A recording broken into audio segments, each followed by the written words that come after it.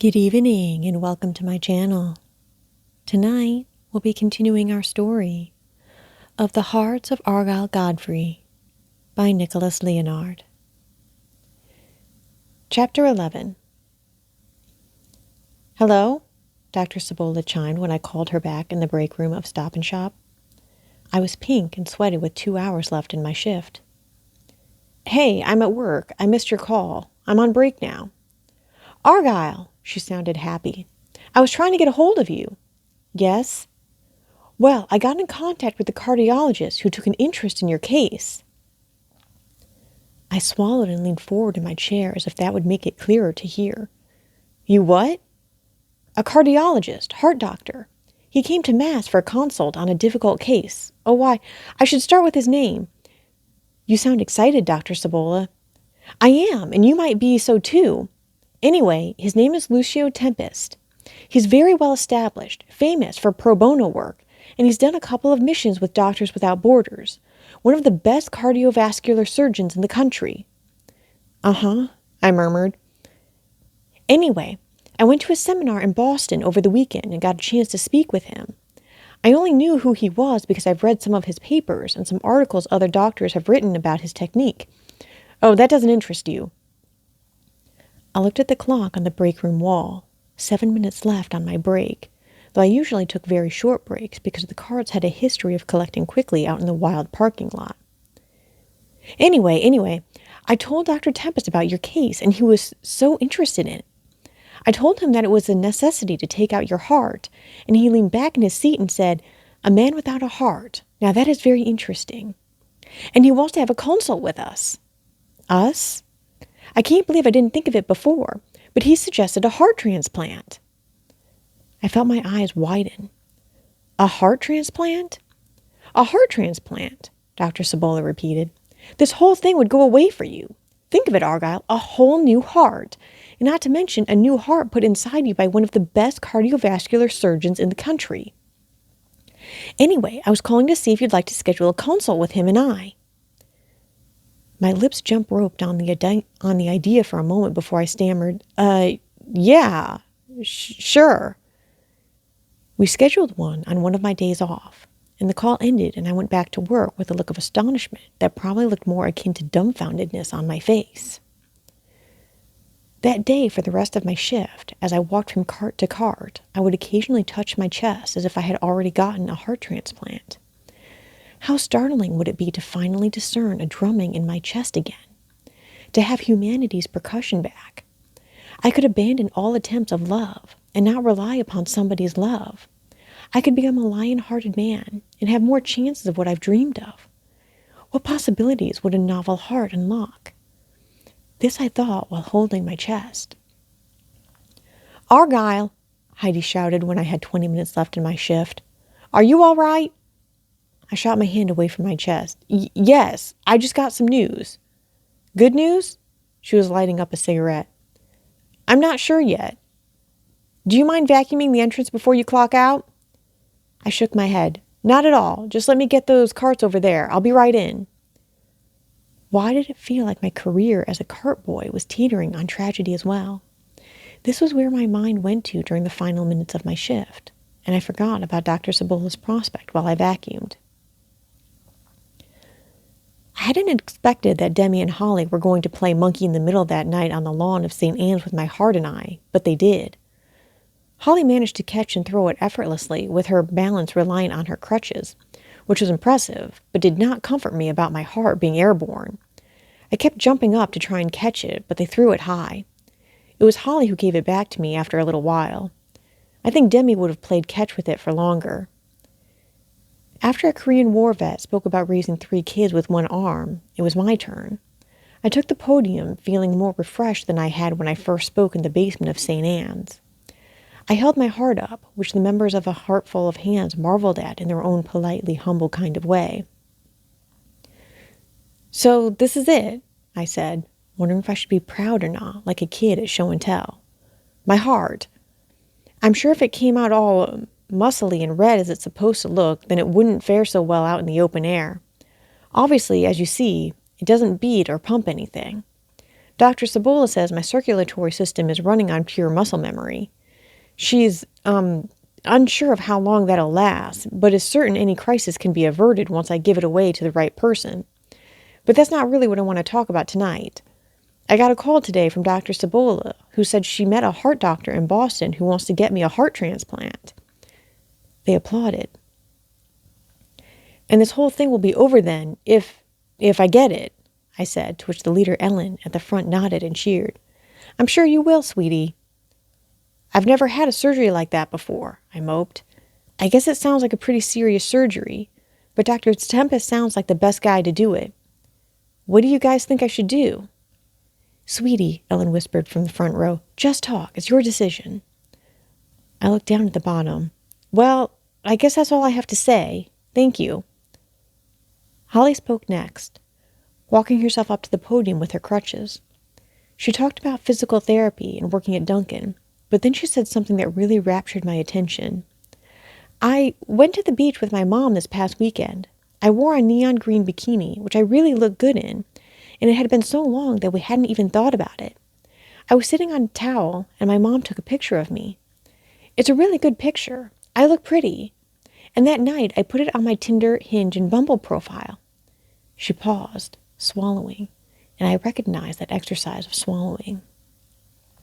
And some of my new matches started saying these vile things, like jokes, but I didn't find them funny. I deleted Tinder altogether. That was where the worst of it was. Peg leg, stumpy, tiger, which doesn't even make sense.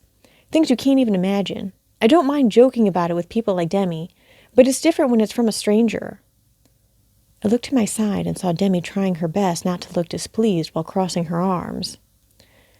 I understand nobody wants to date a girl with one leg, but I think it's going to be fairly hard to find somebody now, Holly said. Just for the first time in a long time, I felt pretty. I felt confident. I know I'll get over this, but that's just something that bothered me this week. Thought I'd share. Tell us something happy, I heard Ellen whisper. I feel a sense of normalcy at Duncan, even if it is just Duncan. Oh, also, a little boy held the door open for me on my way into work the other day, Holly said. I applauded with those who could, and then the skinny middle-aged man with one arm got up and spoke. I hadn't expected Demi to pull up to my house the next morning, but she did. At first, I didn't recognize her, but as she walked up to the door whilst on her phone, I noticed the hummingbird tattoo on her neck. I squinted in confusion, wondering how she got my address. My mom, who was getting ready to go grocery shopping, swooped into the den while I was looking out the window. Who's that? Someone from Heartful of Hands, I muttered. Demi knocked, and I opened up the door as my mom went upstairs. Demi? Argyle, you're coming with me, she commanded while slipping her phone into the pocket of her jeans. She wasn't wearing a leather jacket as I had seen her in the church basement, but now she wore an Iron Maiden t-shirt that was tight on her body. How'd you get my address? Ellen, come on. Where? I got work at 3. It's only 9 in the morning. My mom came down with her grocery bags, introduced herself in an introduction that Demi didn't seem too interested in, and left after popping a kiss on the top of my forehead. Fine, you really want to know? Demi began. I managed to snoop through Holly's phone, re-downloaded her Tinder, which she still had her profile for. She deleted the app, not her profile, and I went through the matches that said mean things to her. Uh-huh.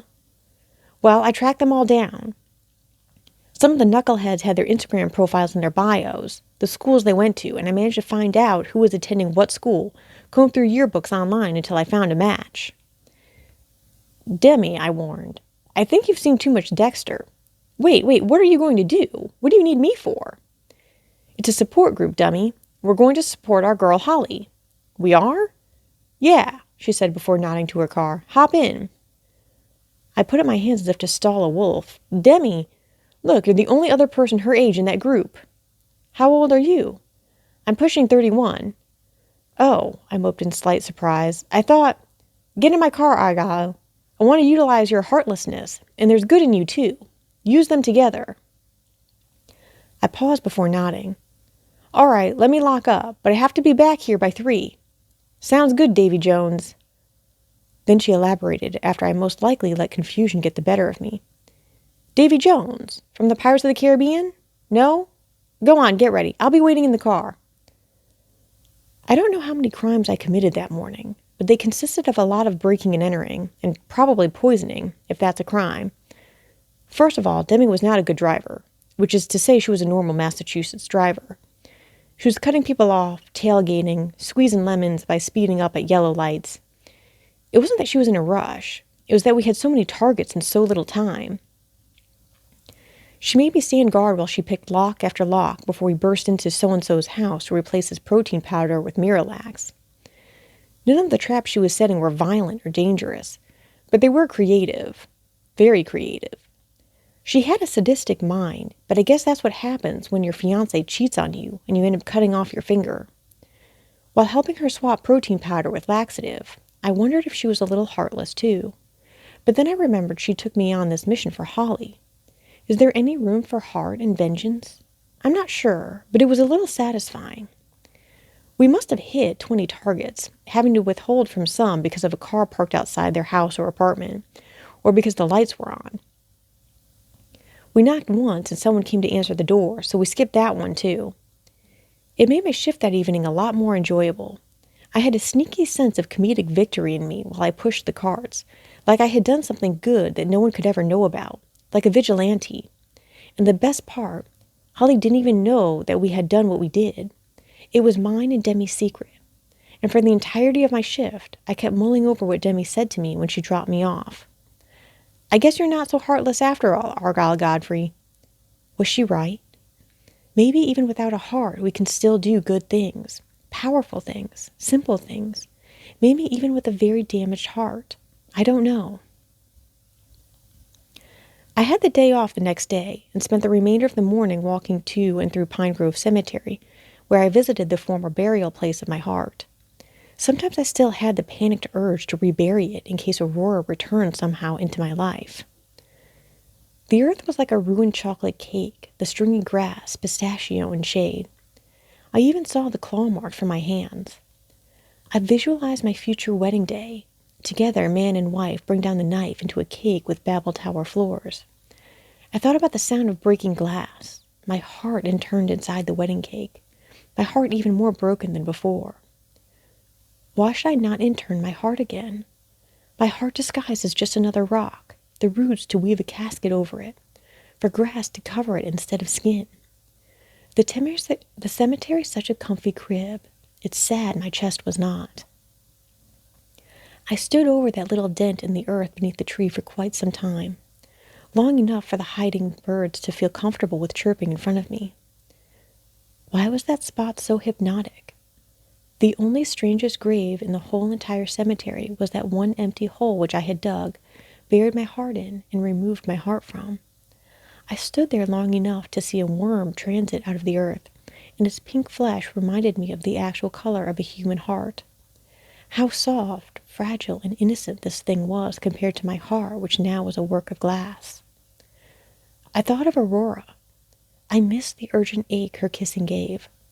I thought about my likely heart transplant that would probably put me out of work for quite some time. The cemetery smelled so nice. Because of the absence of cars, the air was so much fresher, and the dead had no more breath to expel. Whatever breaths the corpse did expel came up through the grass in perfumes perfected by nature. Then I looked down at the little hole again and imagined Dr. Tempest, whoever he was, opening up a similar hole in my chest and carefully, very carefully, unscooping a heart into me. I thought about the white and blue lights of an operating room coming down to highlight the redness on the underside of my skin, my chest undone like an open book. This would have been a good moment to cry. But I didn't. I don't know why, but I couldn't. And maybe this was my heartlessness and progression, my body and heart being disconnected for far too long. I don't really know how it worked. Maybe if I put my heart back into that little hole, then overnight it would grow into a real heart, and they could put that new heart inside me. Maybe. Maybe, maybe, maybe. So many maybes and what-ifs haunted me. I was haunting myself in a cemetery full of 100,000 dead people. Living, I was the only ghost, prematurely grieving myself. Was I? The ultimately worst thought that entered my head in that moment was my picture on the fridge, me smiling in Idaho in that tan park ranger uniform. That Argyle Godfrey was a little heartbroken, but still had some heart left in him. "Mr. Argyle Godfrey," Dr. Lucia Tempest said when Dr. Cibola walked me into an office in the physician's that I had never been in before. I was expecting a man in a white lab coat, one similar to what Dr. Cibola was wearing, but Dr. Tempest was in a maroon sweater with the papery wings of a white collar coming out at the start of his neck. And even though it was summer and not the time for sweaters, it was somewhat cool inside the office. This office was also much different from the little rooms I usually spoke to Dr. Cibola in, for this seemed more similar to a library.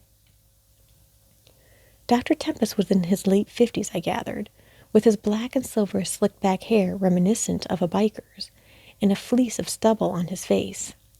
His eyes were very lively, and he seemed like a man too wolfish for glasses, but he had on a pair anyway, and he was sitting on a desk instead of the seat behind it. He had a game show host kind of voice. "I have to say, you are a very interesting person." I stood there like a man awaiting abduction. "I was going over your medical history with Dr. Cibola here, and I got so interested that I called your high school. Is it true you went into the military despite getting multiple scholarships?" I felt a nuke descending down my throat, as if my neck was one of those large chutes that dropped it at those old test sites. I think because of his remark, a bit of the old me zapped back into being, and I answered obediently, "I did, sir." He folded his arms. "Interesting." The current me withered back into existence as I said, "But it didn't pan out." "And then, if I'm not mistaken, you went out west to train to be some kind of park ranger?" "I did, sir, but I failed the written exam." "And then you tried to become a traveling phlebotomist for the Red Cross, but—" I answered for him. "COVID hit," I said, trying my best not to grumble. How did he know that? I guess Dr. Cibola could have given him my history, but the way he was relaying this suggested otherwise. "I understand you had a pretty serious girlfriend a while ago?" he suggested, which I couldn't answer yet because I wasn't sure who he meant, Aurora or my very first girlfriend. I took a deep breath, took a chance and said, "I did." "And that didn't pan out either?" "No, sir." "Well, it seems to me that you have tripped, fallen, and gotten up more than once. You seem like a resilient young man. What seemed to be the problem again, Dr. Cibola?" Dr. Cibola spoke from behind me. "His heart couldn't handle all of it." "His heart just simply could not handle all of it," Dr. Tempest said with greater emphasis than Dr. Cibola had. I wanted to bow my head because it felt like I had just lost the game show that Dr. Tempest was hosting. "I am very sorry, Mr. Godfrey. Now let me ask, how has it been living without your heart inside of you for a year?" I took a moment to think about the day Dr. Cibola handed me my glass heart and how much of a shock that was. I thought of my brief romance with Andrea Compostela, and I felt a pain in my stomach when Aurora crossed my mind. "I've been managing, sir," I said. "Well, how would you like to do just more than manage? Never have to manage again. Feel the drum of life back right there inside you now," he asked, slicing the air with an excited, pointed finger like an overenthusiastic salesman. "I'd like that a lot, sir." "Outstanding," he chimed. "Dr. Cibola, why don't we run a quick physical on him while going over the wait time and complications of a cardiac transplant?" "That sounds good, Doctor," Dr. Cibola agreed. "We'll get you a good heart, Mr. Argyle. Don't you worry," Dr. Tempest insisted. Then his pointer finger's reign of terrible excitement ended, and he pointed not just at me, but directly at my chest. "And then all that heartbreak, all that pain, all that failure will be behind you in the wake of a new heartbeat." He twisted around, opening a cabinet of the desk and taking out a stethoscope. "Now," he said, mantling the rubber cord of the stethoscope around his neck, "do you mind?" I shook my head. I sensed that Dr. Cibola either folded her arms or adjusted her stance behind me while Dr. Tempest propelled off the desk and approached me like I was the statue of David. His fingers tickled into the hem of my shirt before lifting it, and I felt the cold mouth of the stethoscope touch my chest, cold as a metal detector. Moving the stethoscope around, he responded to the silence of my chest. "Uh-huh, uh-huh." He walked around me and listened to my back. He came back around, taking the stethoscope earpieces out of his ears. Son, you are so empty and noiseless that it makes me think of the promo for Alien. In space, no one can hear you scream, he said before putting the stethoscope down on the desk. And I assume his circulatory system is running off of muscle memory, Dr. Cibola? I wouldn't have removed his heart had I suspected it wouldn't, she said from behind me. Dr. Tempest picked up a clipboard and started jotting something while muttering. Ideal infrastructural angle, no pectus deformity. His muttering revved back into normal voice, though he remained scribbling on his clipboard. I say tonight, after we run a quick physical, we put this man on the donor list, Dr. Cibola. What do you say? Does that sound all right, Argyle? Dr. Cibola asked from behind me. I felt I was answering on autopilot, maybe because I was in disbelief. That sounds all right with me. It had felt like I had gotten abducted after all because of how entranced I was, while not just one, but 2 doctors examined me, picking where I was going to be probed, recording different measurements, and asking me about my daily routine on my home planet. I answered, of course, but through the veil of my disbelief. I'm going to ask you to start taking vitamins, Dr. Tempest said while massaging under my jaw. Vitamin C and vitamin D. We want you to have a good immune system, possibly even one better than you have now before you go into this surgery. You can pick these up at your local grocery store or pharmacy. I nodded when he turned to get the otoscope to check my ears with. Any allergies, Dr. Cibola? He asked while I felt the anteater mouth of the otoscope enter my ear. No, none, Dr. Cibola said as Dr. Tempest switched to the other ear. What I'm going to want you to do, Argyle, is talk to your boss. Let them know you are on standby for a heart transplant and you might have to take some time off of work with very short notice. You have a lot of homework to do for me, all right, Argyle? He explained, to which I answered with a bit of the old me in me. Yes, sir. Talk to your mom, too. Tell her you're in good hands, he said. I will, sir. Do you smoke? No, sir. What about alcohol? Rarely, sir. Like rare as in how? Once or twice a month at least, like if I'm at a family event or something, I answered. Well, you seem very healthy to me, Mr. Argyle. And he stepped back, the exam complete and his glasses seeming to have lost their power having done their job. A heart. Your heart. It was sunny when I drove home, very sunny. I happened to drive past Pine Grove Cemetery, the cobblestone wall rushing by me. It seemed so unbelievable that a bright, yellow, sunny sky could exist above a cemetery. But it did that day, and it came rushing into my car as if to try and touch me. Sunlight reaching in through the windows, surpassing the cemetery. Sunlight coming in like water. Sunlight coming in like a legion of maids to come and clean the mansion of my chest, which had been vacant for over a year. Sunlight crashing in, not carefully at all.